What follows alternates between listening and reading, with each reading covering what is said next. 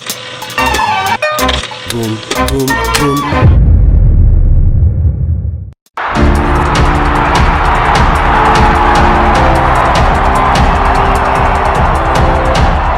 Bonjour à tous, bienvenue dans ce nouveau numéro de Parlons Ballon avec 3 nouveaux invités. Aujourd'hui, on va parler football et football. Mais on va parler aussi politique. Et oui, puisqu'on a un futur candidat aux élections municipales. Bonjour Robert. Bonjour Omar. Donc Robert, candidat dans le 11-12. Bien sûr, voilà. Avec beaucoup de plaisir, d'envie, de conviction et je crois aussi de soutien un peu.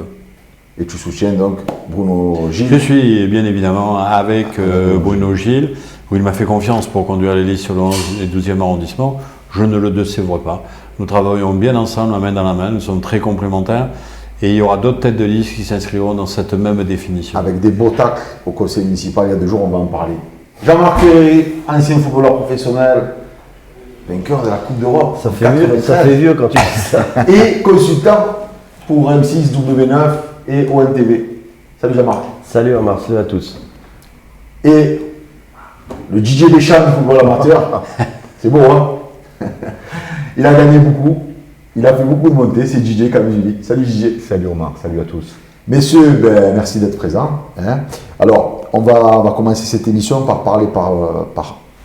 parler du dernier match OM Toulouse, donc gagné difficilement. Donc, vous allez me dire un peu ce que vous en avez pensé. Il y avait les 3 points où DJ? On attendait au tournant cette équipe après la belle victoire qu'on avait fait contre Lyon. On avait, je pense, maîtrisé de bout en bout. Avec toutes les blessures, les suspensions qu'on avait, on redoutait un peu ce match, puisqu'on avait une charnière centrale qui était toute remodelée. Et puis, j'ai senti une équipe de l'OM en toute confiance, sereine, appliquée dans tout ce qu'elle a mis en place. Et puis, alors l'expulsion a peut-être facilité le résultat, mais en tout cas, on ne s'est pas affolé. Et puis, a fait ce qu'il devait faire, a marqué des buts quand il fallait les marquer. J'ai senti une équipe très sereine, très en confiance, qui n'a pas douté un seul instant, qui a concédé peu d'occasions.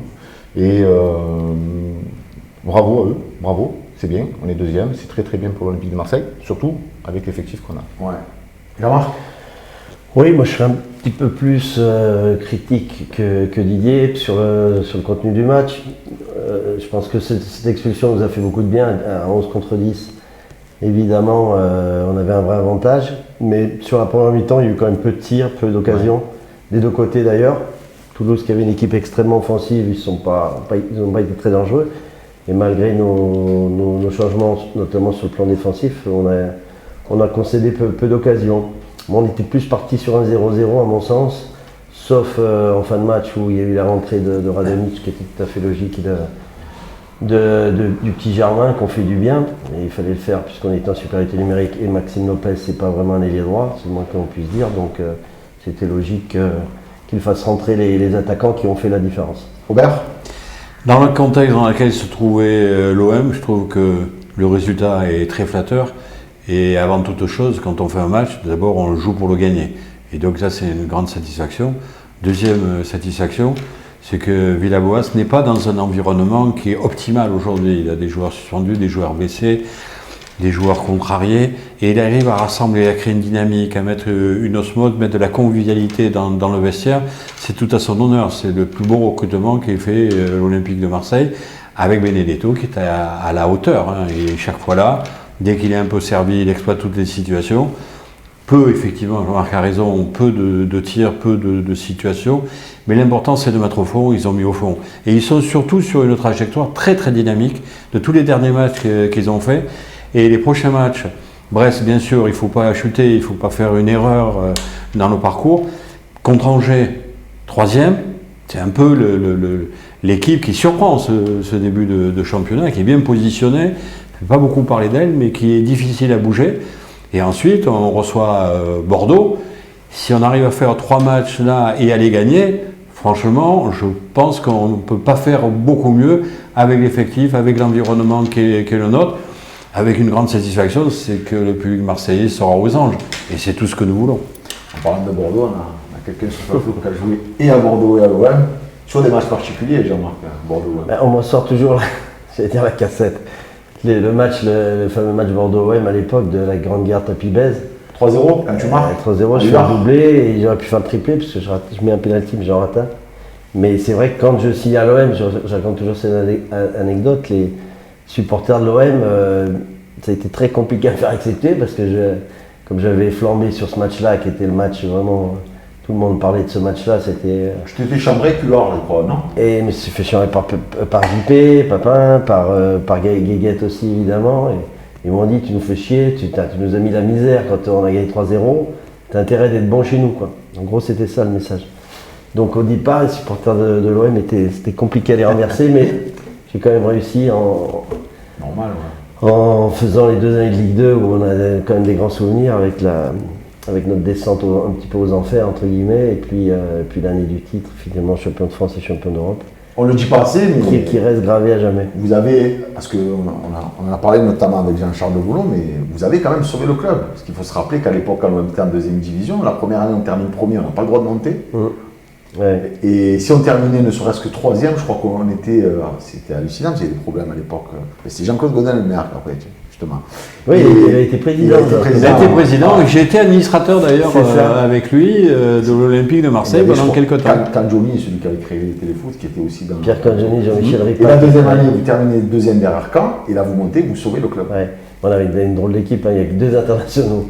De Wolf, Casoni, Fabien Barthez était encore là, Jean-Philippe Durand, Cascarino qui était un immense joueur aussi. Et on avait une équipe exceptionnelle. Et puis les 2 petits jeunes, Marquet et Jambé, qui étaient avec nous. Donc on avait une équipe.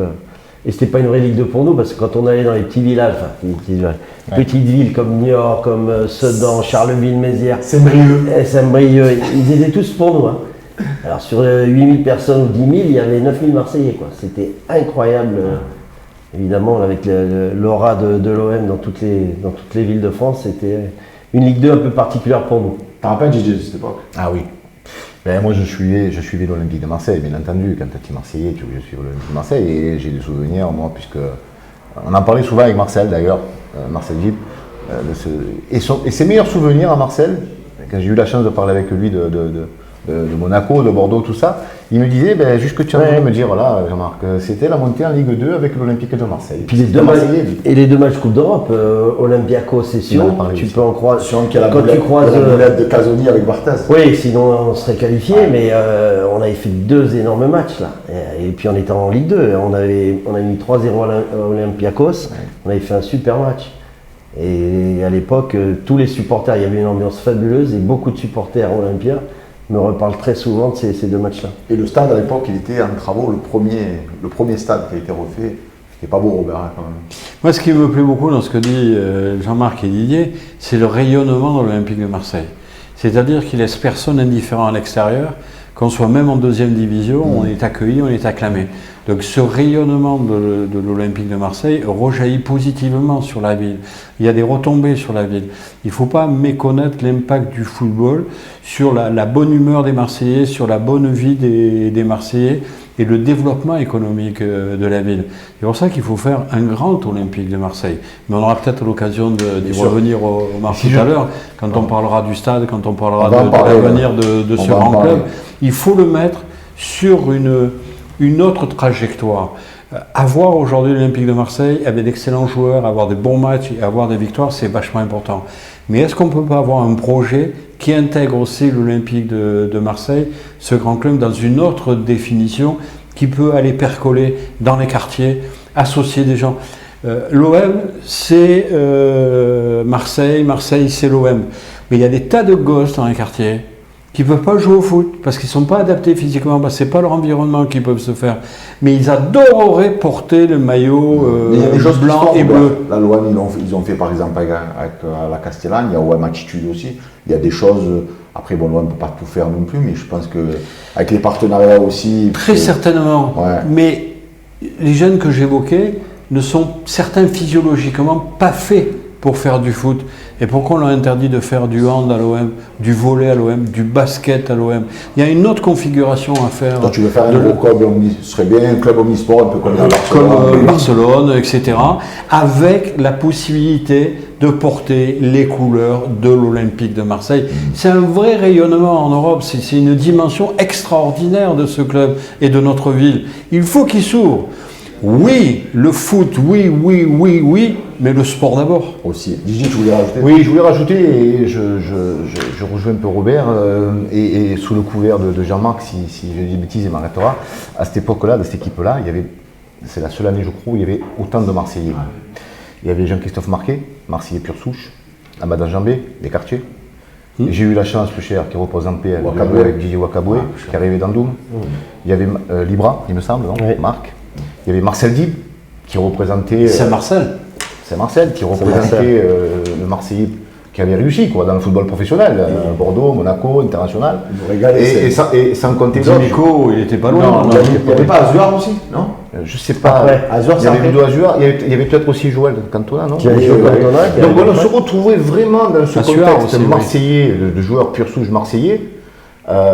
Et je pense que les gens s'identifiaient un peu à cette équipe. Les Marseillais s'identifiaient à cette équipe justement par rapport à ça, parce qu'ils dégageaient à cette époque-là, ils dégageaient cette force.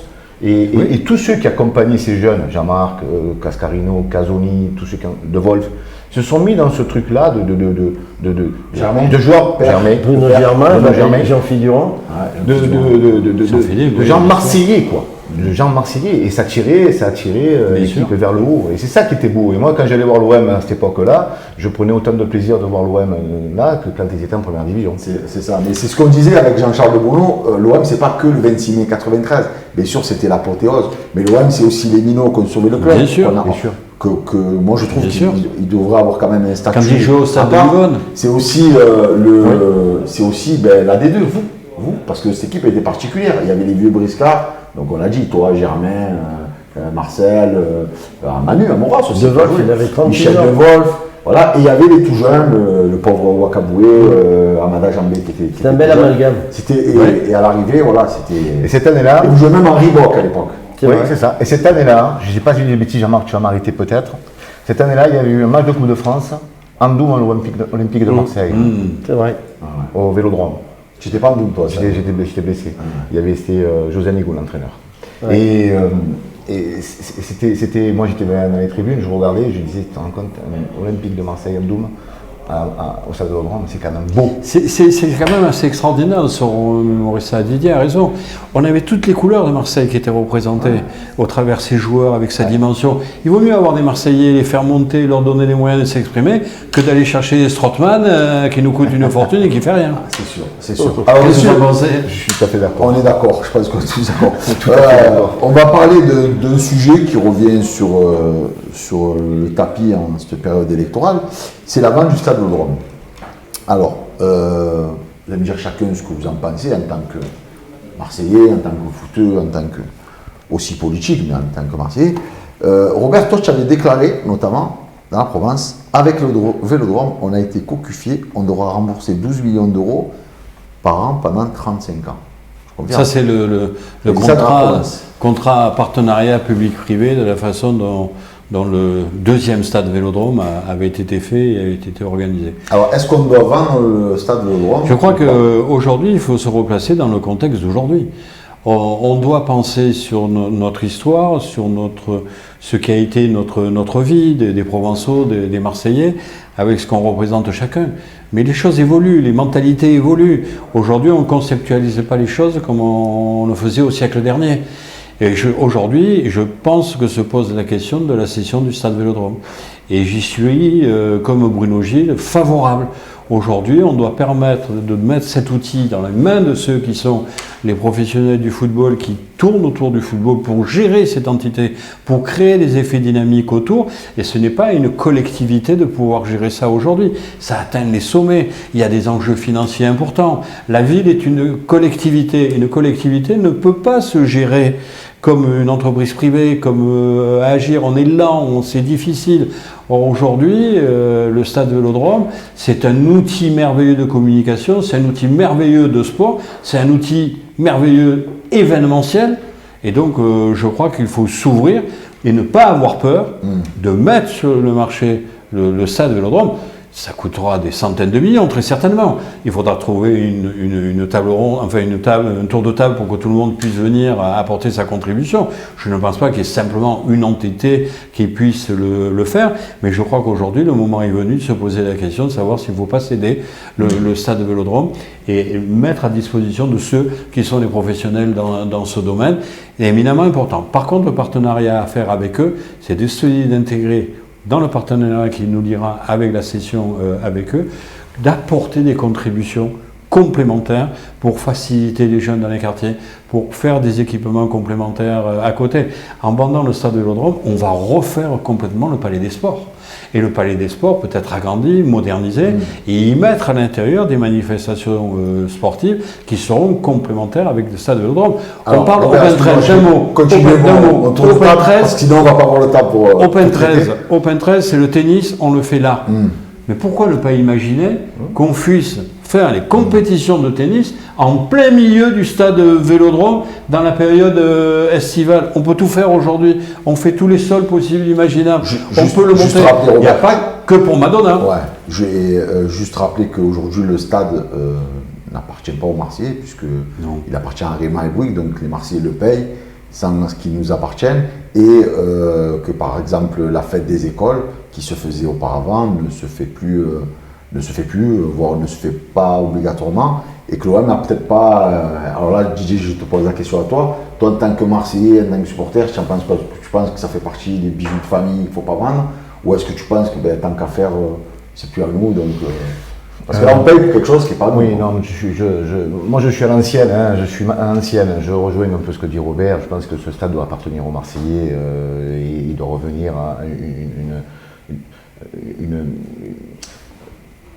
tout le monde doit pouvoir en bénéficier. Aujourd'hui, c'est vrai que c'est compliqué. Moi, j'ai eu la chance l'année où je suis monté avec Consola national et derrière, Consola a failli monter en Ligue 2. Ils ont demandé à un moment donné à avoir la possibilité de jouer au Vélodrome. Ça coûtait 500 000 euros. Ça coûtait 500 000 euros, alors que c'est un club marseillais.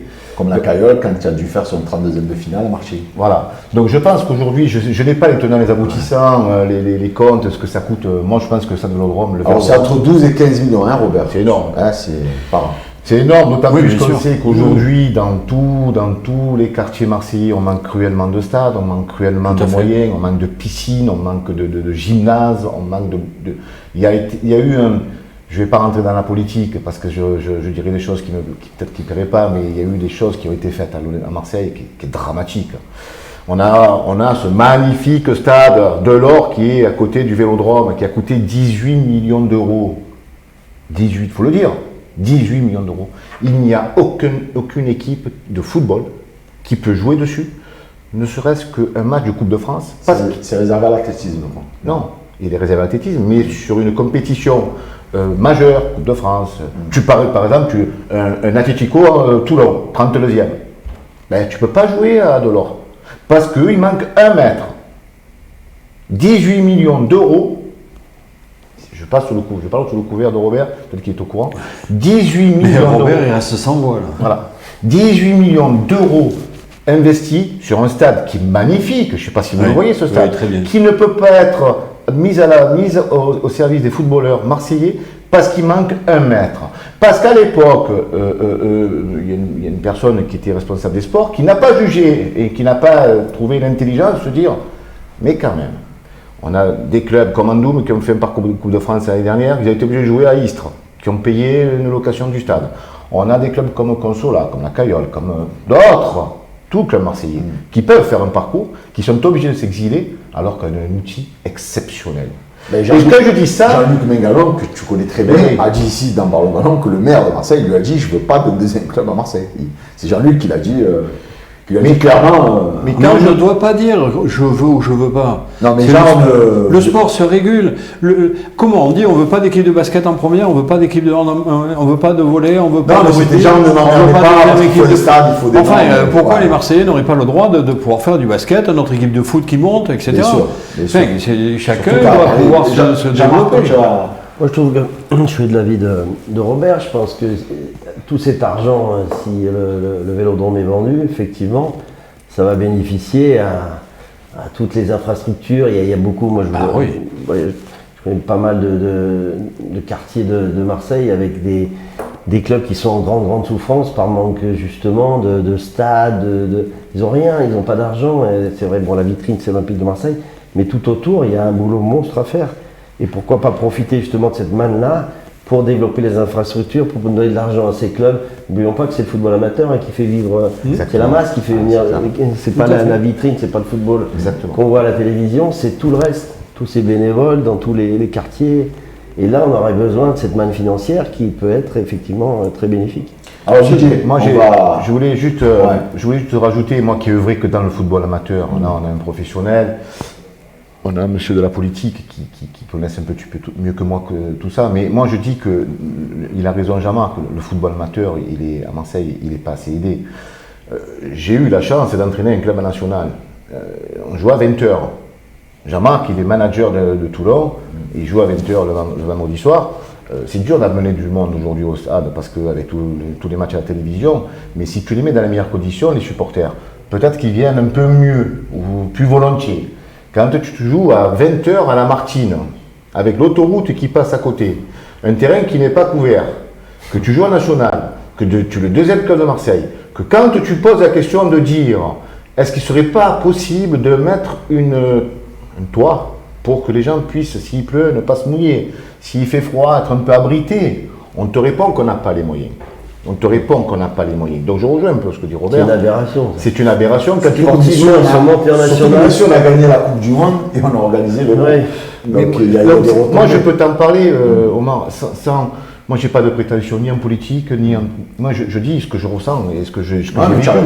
Il y a des périodes où il pleut, on n'a pas un gymnase, parce que le gymnase est fermé, parce qu'il pleut dans le gymnase, parce que les toits ne sont pas réparés. On a des piscines qui sont fermées. Donc quand on parle de 15-20 millions à l'année, c'est énorme. C'est énorme. Donc donnons aux Marseillais ça. Alors justement Didier, on va parler de toi. Oui. Donc de toi et de ton parcours, puisque aujourd'hui dans l'émission, on va dire tu es un peu le football amateur, mais aussi pro, parce que le football professionnel, tu l'as touché quand même des doigts. Donc tu as fait, comme je disais dans ta présentation, de belles choses, tu as fait des remontées avec Andoum, donc à l'époque ça s'appelait CFA. CFA2, tu es monté en CFA, tu as été champion de France des groupes. Tu es monté avec Consola aussi, tu es monté avec Cassie Carnoux, fait la peine. Avec la peine, voilà, le S Pénoise. Il est surtout monté avec Léon Galli. Voilà. Et bien sûr Léon qu'on embrasse, qui est ton binôme naturel. Donc toi tu étais un sanguin sur le terrain, tu as été un gagneur.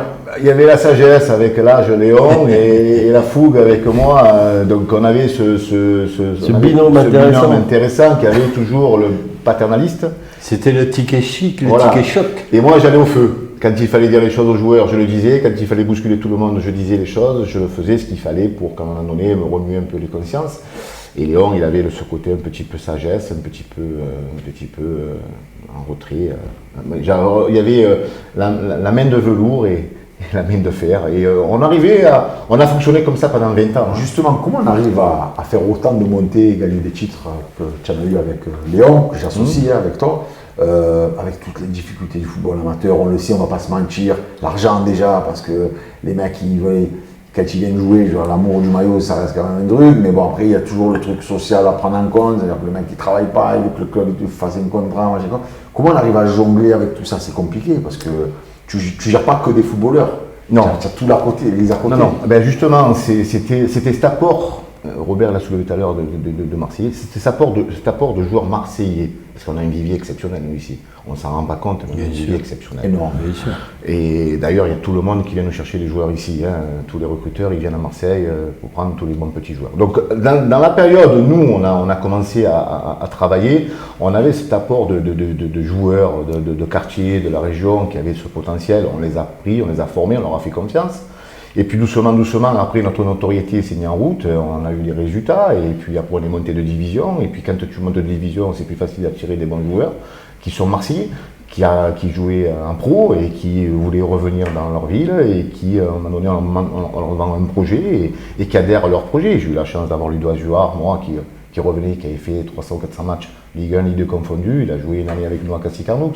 parce que c'était un Marseillais, parce qu'il voulait retourner sa ville, Sabri Tabé, et Christophe Casarelli, c'était des garçons qui étaient ici. Et c'est dur pour ces joueurs aussi, DJ, quand tu as connu le milieu pro, alors pas forcément joueur professionnel, mais que tu as côtoyé le gros pro, tu as été en salaire pro, de te retrouver dans un club pro, tu as les kinés, les ostéos, tu as tout, tu as des trucs, et tu arrives en football amateur dans des vestiaires où les chasubles sont à peine lavés, où le short ne marche pas toujours. Justement. Des fois, c'est compliqué de redescendre, et c'est là que vous avez fait fort, toi et Léon, parce que de relancer des mecs, genre un mec qui a été au centre de formation de Montpellier, ou je sais pas d'où, et qui se retrouve dans un club amateur sans faire offense à qui que ce soit, c'est toujours un peu compliqué, quoi, quand même. Ben, on leur expliquait tout le temps qu'à un moment donné, c'est bien que tu étais à Montpellier, c'est bien que tu étais à Lorient, c'est bien que tu étais à Monaco. Aujourd'hui, tu es au Bagne, tu es à Cassis, tu es à Andoum, tu es à Consola, on n'a pas les mêmes moyens. On va essayer de te mettre dans les meilleures dispositions. Et on va faire en sorte que, que mentalement, tu te dises, aujourd'hui, je vais faire ça pour partir l'année prochaine, parce qu'en fait c'est ça, leur but c'était de venir se dire bon voilà, je fais une pige avec vous et puis je rebondis en Ligue 2. Et puis on a sorti beaucoup de jeunes de la région, nous on a fait signer beaucoup de jeunes dans des clubs pro, et ça c'est une fierté pour moi. Avec Léon, c'était une fierté d'avoir des petits Marseillais qui vivaient dans des quartiers, qui touchaient, qui livraient des pots de peinture ou qui livraient de la boulangerie sans faire injure à ce travail, parce qu'il n'y a pas de sous-métier.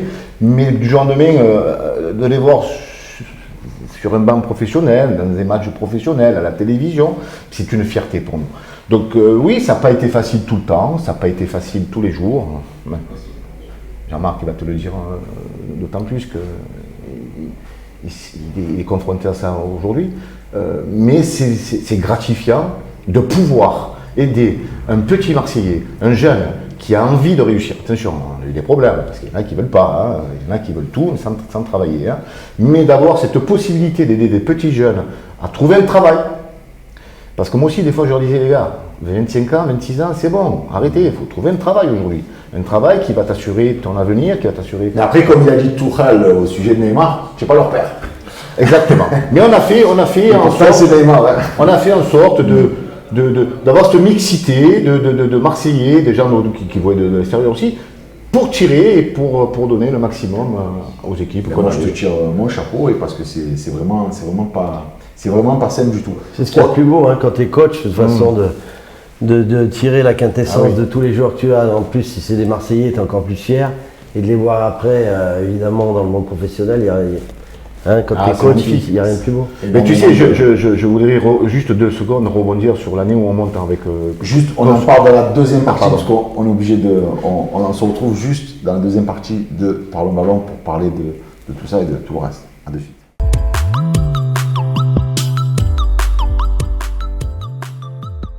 Musique, actu et société, Boomedia Plus, la radio 100% digitale. Deuxième partie de Parlons Ballon avec mes 3 invités du jour, Robert Assante, DJ Camilli et Jean-Marc Ferré. Jean-Marc, on va parler de toi.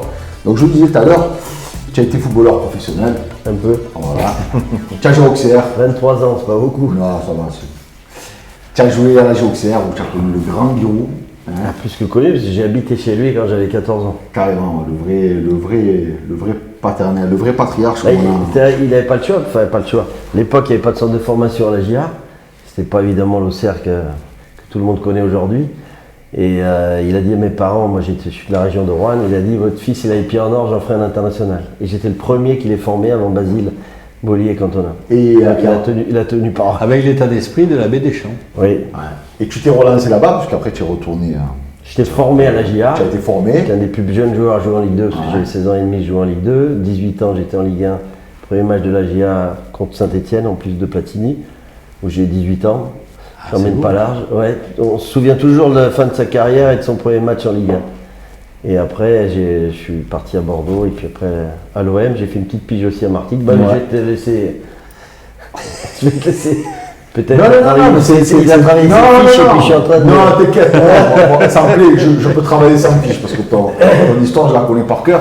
Je peux même te dire avec qui tu as joué à Bordeaux. Tu as joué avec les frères Vulovic, avec José Touré, avec le pauvre regretté Dominique Dropsy, Ouais, Jean-Christophe Trouvenel, le Baptiste. seul qui a joué, le premier qui a joué avec des lunettes. Baptiston, Philippe Vercruis, Baptiston, Jean-Pierre Vercruis. Tigana, Giresse, Lacombe, la grande équipe de Bordeaux. Gernot Rohr, Ouais, Voilà, Didier- tu vois. René Girard. sans regarder, tu vois, sans regarder. Bravo. Voilà.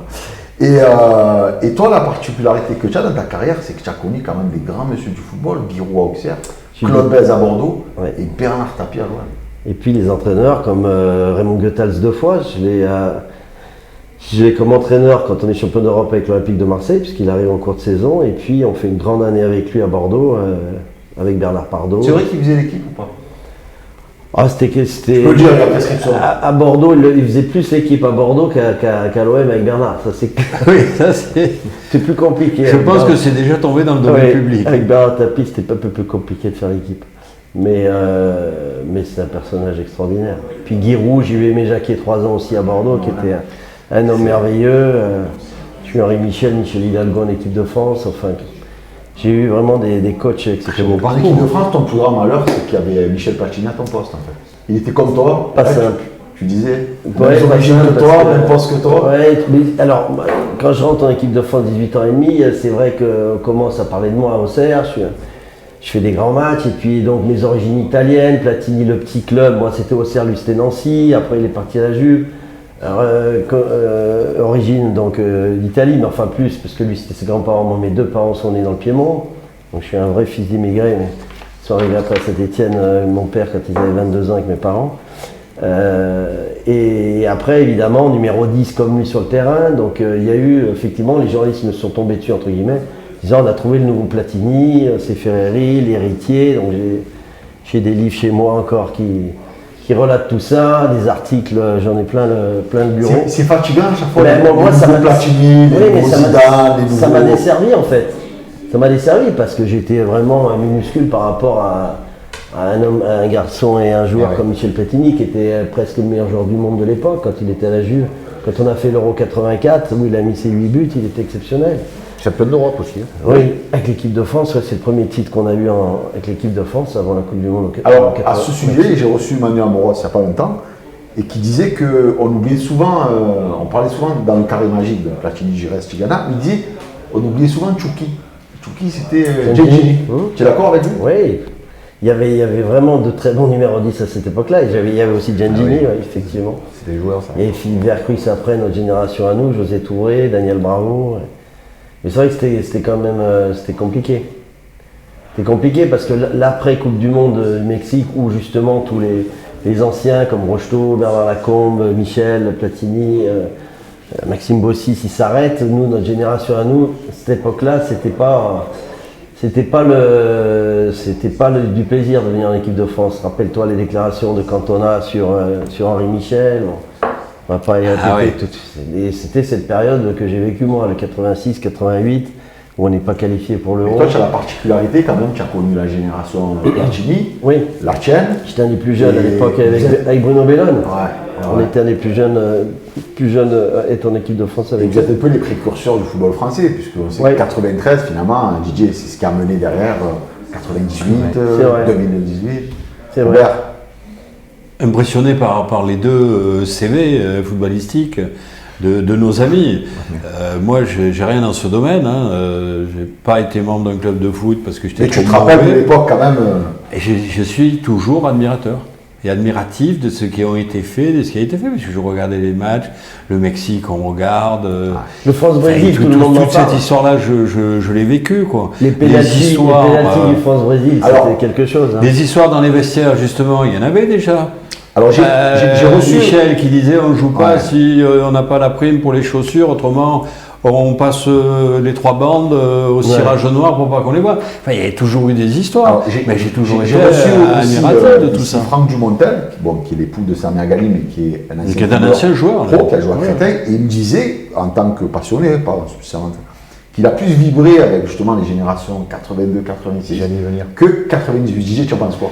Tu es d'accord? Moi, j'ai la chance, moi, d'avoir vu toutes ces périodes-là. Mais aujourd'hui, quand on s'extasie devant un garçon qui fait un dribble, qui élimine, qui met de la provocation, un contre un, Moi, Tu parles d'Mbappé là, non? comme Mbappé, comme d'autres. Hein. Moi, à côté de moi, aujourd'hui, je vais lui dire, j'ai un garçon que j'ai admiré dans son jeu parce que c'était la technique pure, c'était le dribble chaloupé, les deux pieds, et on n'en parlait pas assez de ces gens. À l'époque, il n'y avait pas assez de médias. Il y a moins de télé. Moins de télé. Et des joueurs comme ça aujourd'hui, Jean-Marc Ferreri aujourd'hui, ça jouerait à Bayern de Munich ou Bien sûr. à Madrid. Bien sûr. Mais je ne le dis pas parce qu'il est là, je le dis Non, parce que tu as raison. Parce que Dugarry avait joué à Barcelone après tout. non mais Christophe Dugarry, ouais, mais c'était une autre période. Et c'est vrai qu'on ne met pas assez en avant cette période de l'époque de Jean-Marc où il y avait du talent. Aujourd'hui, je suis désolé de vous dire, on s'extasie devant certaines équipes, mais à l'époque, techniquement, c'était fort. Ouais. Et puis les numéros 10, il n'y en a plus. Non, mais c'était une autre organisation. Il n'y en a plus, Jean-Marc, les numéros 10. C'est le regret un peu de ma carrière. C'est vrai que j'ai fait une grosse carrière sur le plan national, mais l'équipe de France, un petit bémol avec cette après-Coupe du Monde qui a été pas très bien gérée. Aussi, on a tous notre responsabilité, Henri Michel aussi, je pense aussi, ou les sélectionneurs de l'époque. Il n'y avait pas les résultats comme aujourd'hui, effectivement, manque de confiance, donc c'était compliqué. Mais il y avait surtout, il n'y avait pas l'arrêt Bosman. Je suis né 3 ans trop tôt ou 2 ans trop tôt. Si j'avais eu cet arrêt Bosman, j'aurais pu partir. Effectivement, j'ai eu des touches quand j'étais avec Giroud, mais connaissant Giroud, vous le connaissez tous, il a toujours fermé la porte en disant non, Jean-Marc, tu partiras pas à la Juve, tu partiras pas. Mais j'avais eu des touches avec le Milan AC, avec des clubs italiens, mais on ne pouvait pas partir. C'était des sacrés joueurs quand même. Eh oui. Mais c'est vrai qu'aujourd'hui, il y a moins de sacrés technique. joueurs, il y en a eu. Philippe Vercruis, José Touré, c'était des immenses Mais moi, numéros 10. Je me souviens d'une époque que tu ne connais pas, Omar.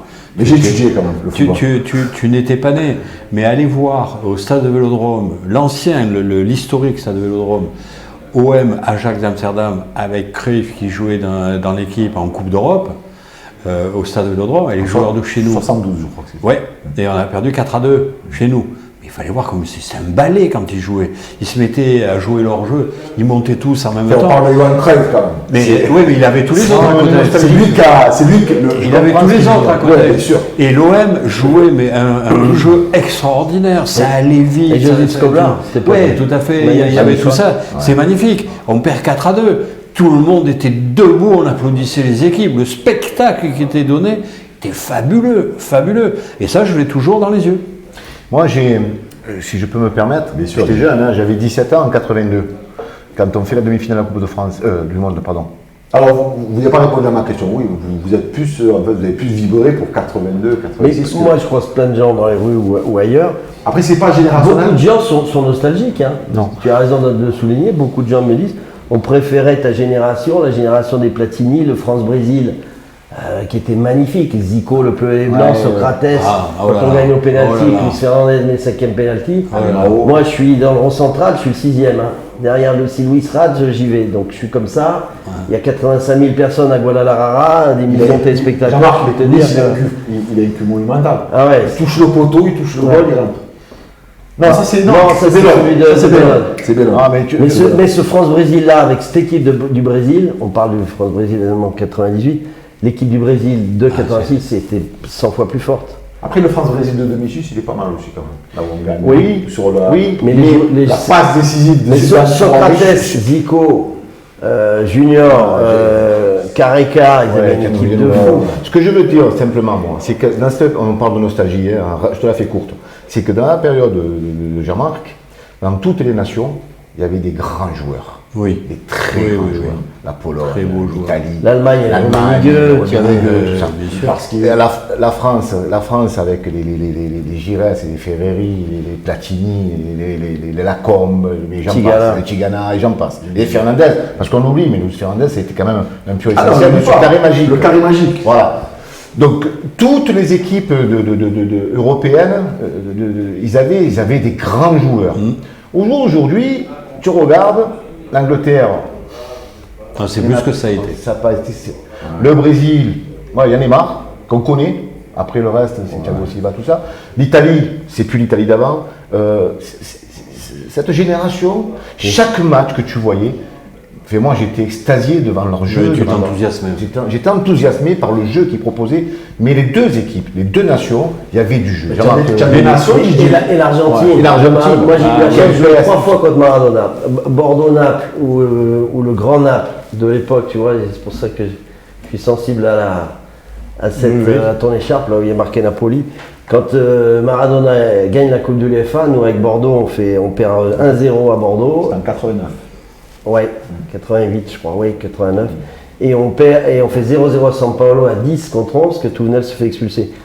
Et j'ai eu la chair, quand j'ai vu Maradona, tu vois, dans les vestiaires et puis arriver sur le terrain comme ça, franchement, il y avait une aura de Maradona à l'époque. C'était un dieu vivant. Extraordinaire. Et puis j'ai joué France-Argentine avant la Coupe du Monde au Mexique, on gagne 2-0. J'ai la chance de marquer le premier but, Philippe Verpris le deuxième, donc j'ai eu la chance de jouer mais contre des joueurs comme ça. Ouais. Zico, le Pelé blanc ou Maradona. Non, mais Tu vois, extraordinaire. c'est des souvenirs Alors, pour moi est-ce que vous exceptionnels. pensez, je vais rappeler ton palmarès, Jean-Marc, quand même, tu as été bon, champion d'Europe en 93, champion de France, et oui, la fédération, je suis désolé, on a été champion. Vous avez levé le titre de 93, et on est champion. On a quand même gagné les matchs, pas de Voilà. champion de France. Ah, Bien mais sûr. c'est bon. Tu as été champion des deux, très important, en 95, et tu as fait monter, tu as fait partie de cette équipe qui est montée en 96. Avec Bordeaux, tu as gagné le championnat de France en 96, tu as fait le doublé, Coupe de France, championnat. On va Et, pas dire contre qui. contre Olympique de Marseille. Il y avait un certain Joseph-Antoine Bell dans les cadres. C'est ça. Ouais. Et il me semble qu'il y avait, je ne sais plus si c'est le piqué de Giresse ou c'est C'est le but de Farjon de la tête. but de Farjon. Voilà. Et je fais une passe décisive. Avec Auxerre, tu as gagné la Gambardella, tu as été champion des deux, et la Coupe des Alpes. Ouais. C'est dans ton palmarès. Et en équipe nationale, 3 buts, 37 sélections. Tu as été 3e de la Coupe du Monde 86 et champion d'Europe en 84. Et là, actuellement, donc, tu es consultant, donc, je disais, pour W9M6 Et du Pupeux, manager Et général donc, du Sporting Club de Toulon et manager de Toulon. et directeur du développement. Toulon, c'était quelque chose, Didier. Alfano, Ah ben, Toulon, Guillet, Pardo, Courbis. Il y a deux équipes où tu ne pouvais pas gagner, Que les champions. Bastia Que les et champions. Toulon à Et l'époque. Toulon. C'est un peu dur sur l'homme. Hein. Alors Toulon, on en a parlé souvent ici avec Marcel Gilles, avec aussi dans une autre émission Bernard Pardo qui va revenir. La particularité des Toulonnais, ce qui est extraordinaire, c'est qu'ils sont anti-marseillais avant le match. Ouais. Et après le match, je confirme. Oui, c'est vrai, c'est vrai. C'est une ville de passion, Toulon. Elle arrive à faire national, et je leur souhaite qu'ils montent vite en Ligue 2, parce qu'elle arrive à faire national, cette équipe-là. Elle a des supporters que peu d'équipes ont. 7000 personnes C'est le énorme. jour de la montée contre Annecy, contre Jura Sud, nos deux gros matchs et en fin de saison, il y avait 7000 personnes. C'est au énorme. stade. Pour une, Ah, pour une CFA. pour le une- football, c'est dommage parce que c'est ce qui manque. C'est fabuleux. Finalement, ouais, Monaco, c'est pas véritablement un derby, c'est un peu mort. Quoi. Je veux dire, Ouais. chez eux, il y a plus de Marseillais que de Monégasque. Donc, Nice, c'est trop Nice, loin. c'est la Méditerranée. Le vrai derby. Moi, j'ai toujours. Ah oui, oui, c'était tout. Moi, j'ai Je me rappelle toujours. même en 92, Toulon, Ouais, ils avaient on battu joue. l'OM à l'aller-retour. Bien sûr. Moi, j'ai toujours, dans mon parcours amateur avec Léon, bien entendu, avec Léon, on a toujours, quand on jouait Toulon en Coupe de France, on a toujours rêvé de jouer ces équipes-là, parce qu'il y avait cette passion, il y avait cet engagement, il y avait vraiment. Ça sent la poudre aussi, DJ. Ah, mais c'est Oh, chaud. On dit que c'est une ville de rugby. Il y a Non, le mais même en RCT, évidemment. CFA, j'étais venu Mais vous voir le à la Sporting, peine, c'est quelque quoi. chose. Ah oui. Même, Moi, j'ai la fait. peine, c'est à la peine, je crois que tu avais joué. Non, avec Cassis Carnot. Avec Cassis. Moi, j'ai fait une qualification pour un 30e de finale à Toulon. Toulon en national, nous en CFA. Toulon, Cassis Carnot, il y avait 8000 spectateurs. Ouais. Voilà. 8000. Non, c'est Il y a vraiment toujours eu un public de feu. On le Ah voit oui, avec le oui. rugby, tu l'évoquais à l'instant. Quoi. Le rugby, les spectateurs, c'est quelque chose d'extraordinaire. C'est pas les spectateurs habituels dans le monde du rugby. Non. Ben, si on refait monter Toulon en deuxième ou en première. Mais à l'époque, ça va à l'époque, il y avait péter. le Ça va RCT, puis il y avait la péter. grande équipe.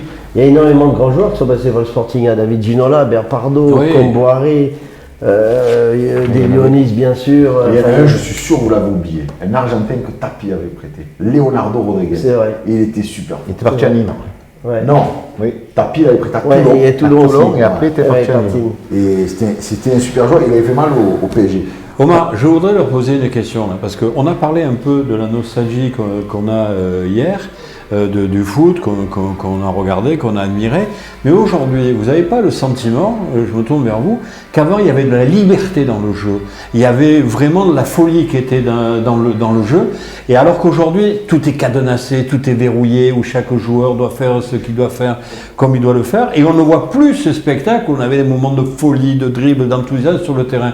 Vous n'avez pas un peu l'expression que tout ça, c'est un peu lié au fait que on cadenasse un peu le jeu pour être sûr de gagner? Vas-y, Jean-Marc. Il prend la place, il pose des questions. Je crois qu'il y a- Il est bon, c'est intéressant ce qu'il dit. C'est très intéressant. Il est bon parce qu'il est Il connaît Robert. très très bien le foot. Bon, on va parler de sa Je suis carrière. impressionné, c'est pas le cas de tous les politiques. Vous lui répondez à comment Oui, de ce côté-là, c'est pas le même parcours que Rodin par rapport au foot. Oui, ça, c'est Renaud, il clair. connaît bien le foot. Oui.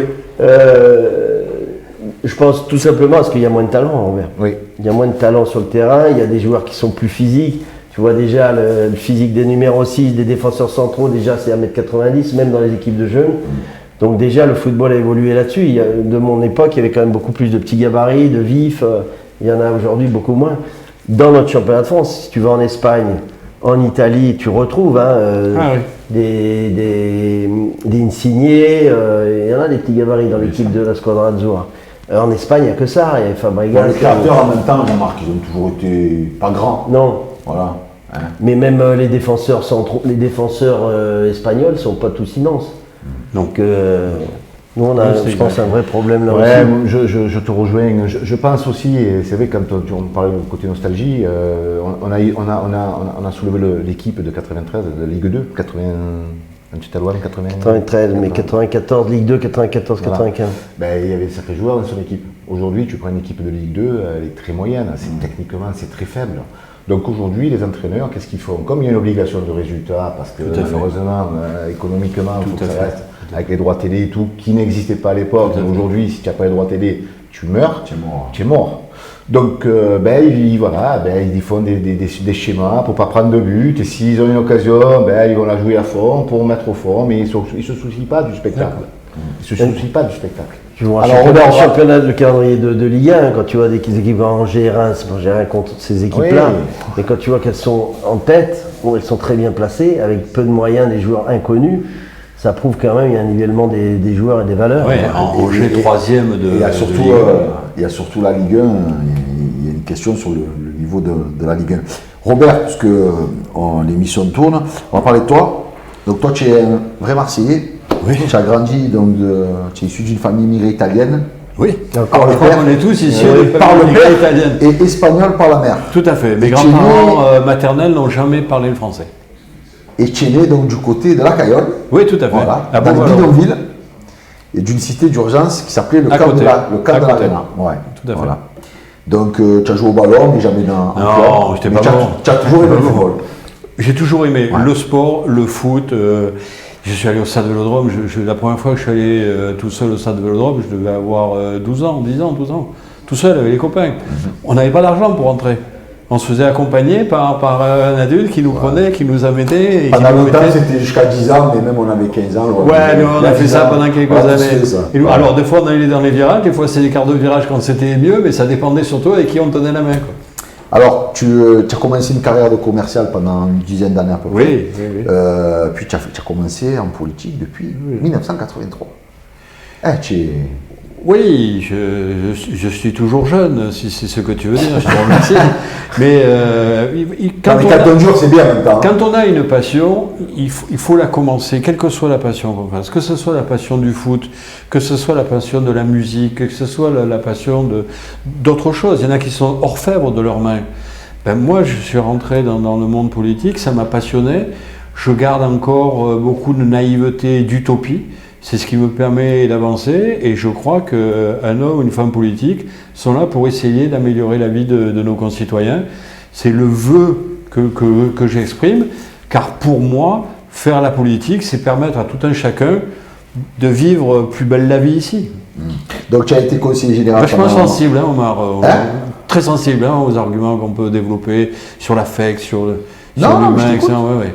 Plus belle la vie à Marseille, c'est pas beau? Ouais, mais Plus belle la vie, en général, les Marseillais, ils sont pas fans de Plus belle la vie. Ils trouvent ça trop parisé. Mais pourtant, ça résume toute notre vie. Tu trouves? On se dispute, on ne s'entend pas, mais on vit toujours ici, entre nous, et on ne veut pas que ce soit quelqu'un qui vienne de l'extérieur nous dire ce que nous avons à faire. Là, ça sent un message...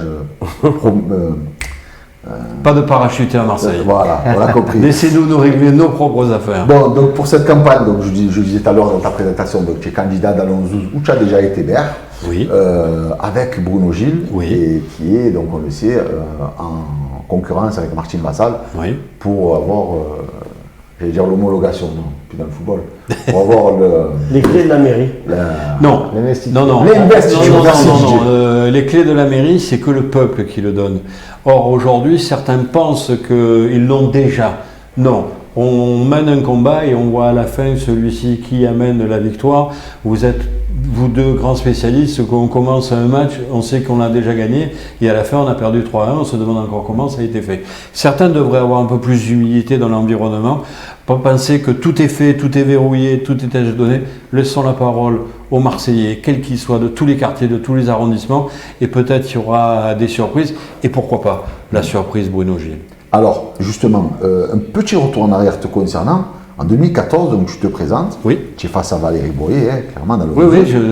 oui, en indépendant. Voilà. Je fais un très bon score au premier tour. Oui, presque 14, oui. Et ce qui est bien, très bien pour officiellement un dissident, puisque tu n'avais pas l'investiture, mais tu étais sortant. Je pense que depuis la nouvelle formule des élections municipales, donc 83, personne n'a fait mieux que moi en étant indépendant dissident. Donc, entre les deux tours, il y a le deal que tu serais maire, donc vous fusionnez toi et Valérie Boyer, et à la fin tu n'es pas maire. Comment ça se fait? Qu'est-ce qui se passe? En plus, c'est tout à fait bizarre ce que tu me dis là, parce que hier j'ai déjeuné. Je ne suis pas trompé. J'ai déjeuné lundi avec quelqu'un qui me dit regarde Robert, j'ai retrouvé la télé qui avait enregistré où Jean-Claude Gaudin disait Robert Assante sera maire du secteur du 11e et 12e arrondissement. Il m'a remontré la bande, c'est ça. C'est ce qui était prévu. Alors pourquoi tu n'as pas été maire alors que... Parce que uniquement Madame Boyer s'est roulée par terre pour que je ne sois pas maire de secteur. Et elle a fait un combat interne très fort, très malveillant. Parce que quand on prend une parole, il faut la tenir, et les engagements doivent se tenir. Et quand on est politique, on représente quelque chose vis-à-vis de l'extérieur. Quand on donne sa parole, quand on prend un engagement, on le tient. Elle a cassé l'engagement. Elle a obligé Jean-Claude Gaudin de ne pas honorer la parole qu'il m'avait donnée. Et aujourd'hui... Pourtant Gaudin, je le connais depuis longtemps, toi, quand même. Oui, ça m'a été mon prof d'histoire géo, donc c'est dire. Mais vraiment, elle a retourné les gens les uns après les autres. Elle s'est battue contre moi. Je ne sais pas pourquoi elle m'en veut autant, pourquoi elle est aussi... hargneuse à mon égard, d'autant qu'elle représente quasiment qu'elle-même, parce que sans l'étiquette, je ne pense pas qu'elle elle ferait beaucoup Mais en plus, de 3 ou 4%. Du fait qu'elle soit parlementaire députée, donc avec la loi sur le cumul des mandats, elle est obligée de laisser sa place à Julien Ravier. Oui. Et donc du coup, à l'arrivée, c'est même pas elle qui est maire. Quoi. Non, mais c'est quelqu'un qui veut tout et qui veut mettre les siens à sa place, parce qu'après, elle joue le rôle de marionnettiste vis-à-vis d'eux. En termes de mentalité, pour moi, c'est pas très, très moral. Et marqué sur le plan moral, elle a quand même été condamnée à 2 reprises au prud'homme pour harcèlement moral et licenciement abusif vis-à-vis de ses collaboratrices qui étaient à ce moment-là atteintes d'un cancer. C'est pas très beau sur le plan moral. On peut se demander si un élu peut se présenter après avoir été condamné de cette manière. En tout cas, moi je pense que moralement, elle est inéligible. Bon, ça va être chaud, Non, moi j'ai une question. C'est du tac, c'est du tac. C'est du tac. J'ai une question à poser à Robert en tant que Marseillais. Bien sûr.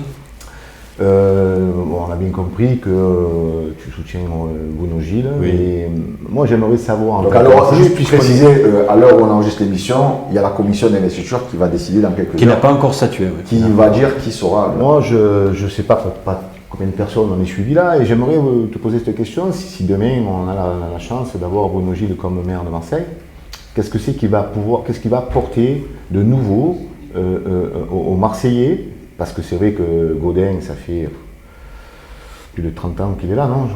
Maire, 25 ans. 25 ans, voilà, donc j'exagère un peu. Donc qu'est-ce que c'est qu'il va pouvoir apporter, Bruno Gilles, avec ses conseillers, pour dynamiser cette ville qui est magnifique, hein, qui est multiculturelle, avec des plages, avec des endroits magnifiques. Qu'est-ce que c'est qu'il va pouvoir apporter pour dynamiser cette ville, avec ses conseillers? Qu'est-ce qu'il va pouvoir faire, Bruno Gilles, si demain il est maire. Alors Robert, je te demanderais juste d'être, parce qu'on est vraiment, on est ric-rac au niveau de l'émission là, juste de faire une réponse synthétique et après on sera obligé de clôturer parce que malheureusement... Ah mais c'est une question qui m'est posée où on a fait une émission pour y répondre parce qu'il faut au moins une demi-heure pour apporter des réponses. Là on n'aura pas une on le fait comme à la télévision, comme si on était sur CNN. Il me dit voilà, il me dit surtout tu réponds à la totalité des questions mais tu n'as qu'une minute pour faire la réponse. C'est de créer un nouvel élan de confiance sur cette ville. Il y a certains Marseillais qui se sentent exclus de leur gestion de leur ville. Il faut les inclure d'une manière simple, directe, conviviale. Bruno Jules est un homme direct, un homme d'engagement, un homme qui est proche des gens, proche du peuple. Et c'est ça qui va nous permettre de nous rassembler de nouveau, de ne pas mettre de barrières hiérarchiques. Je suis chaque fois meurtri quand je passe devant l'hôtel de ville et que je vois toutes ces barrières qui protègent l'hôtel de ville. C'est pas la maison de celui qui est à l'intérieur, c'est la maison de tous les Marseillais. Faites sauter toutes les barrières, ouvrez. Il y a des manifestations, il y a des dégradations, c'est pas la maison qui appartient à l'un, elle appartient à tous. Et Bruno Gilles veut ouvrir, veut être proche des gens, veut faire de la concertation avec les gens, veut écouter les idées. On a une idée simple, créer un concours envie d'environnement. Créer un concours d'envie d'environnement, c'est de permettre aux associations, aux gens, à ceux qui vivent dans leur quartier d'environnement, nous faire des propositions liées à l'écologie et à l'environnement, et on leur donne les moyens financiers de le mettre en application demain. Personne ne l'a dit, personne ne le propose. Rapprochons les gens, faisons en sorte d'être ensemble pour agir pour le bien-être dans cette ville, car cette ville le mérite et mérite d'être sur le devant de la scène demain. Merci Robert, merci pour ton petit cadeau. Alors, pourquoi ce petit cadeau? Il est magnifique, écoute. Parce que nous sommes les Santons et que je suis habitué tout petit à avoir la crèche avec les Santons à l'intérieur.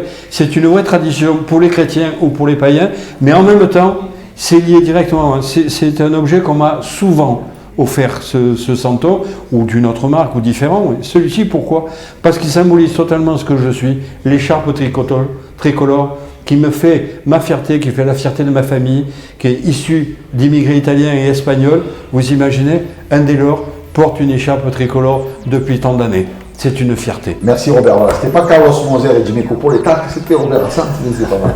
Robert, merci beaucoup. Merci à toi, merci à vous. DJ, merci beaucoup. Merci Jean-Marc, Merci Omar. merci beaucoup. Et on se retrouve très bientôt.